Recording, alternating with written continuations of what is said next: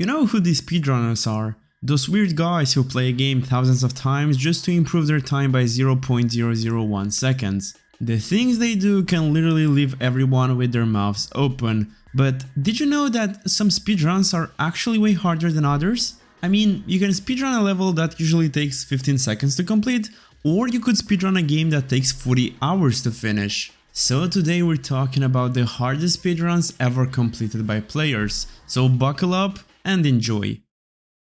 The first one is Dark Souls, but not just the first game, all three of them, without taking any damage. Any damage, I mean not even full damage. Squilla managed to do that without using any bugs or skips. He didn't skip a single boss or location, he literally killed everything he could without taking the tiniest bit of damage. He cleared every area by dodging perfectly, fought every boss without a single mistake, and the funniest thing is that he did all of that while streaming and talking to chat. And during his stream, you wouldn't even think he was nervous. He was literally cracking jokes while every single roll he made could have ended his run, which by the way took 7 hours.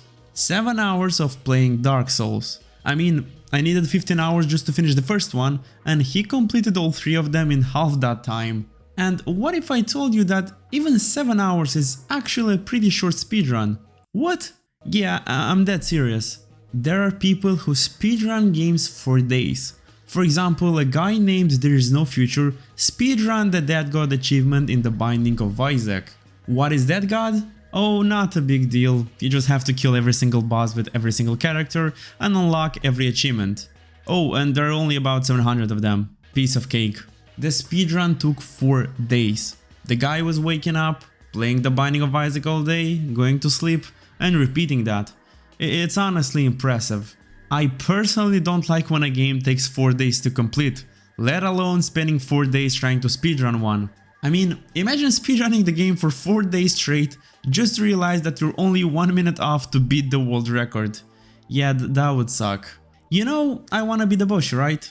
The game where you have to complete hundreds of levels while everything is trying to kill you, and you basically have to master the movement so you don't die every 2 seconds.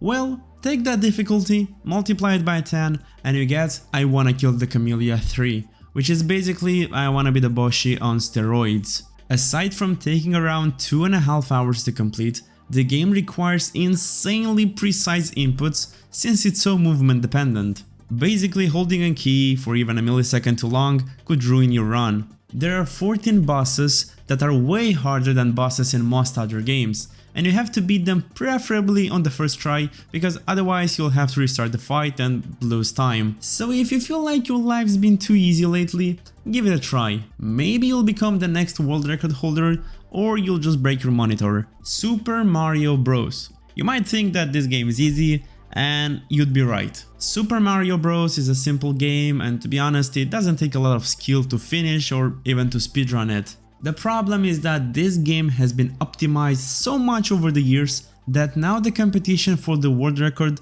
comes down to milliseconds. There are tool-assisted speedruns, or task runs, which are done by computers, basically scripts that play the game with frame-perfect precision. And the difference between these runs and the ones done by humans is less than half a second. So yeah, people today are almost as good at this game as computers are. And that's what makes it one of the hardest speedruns ever completed. The people here keep restarting the game and trying to complete it over and over again just to improve the completion time by like thousandth of a second. So that's it for today, see you in the next one.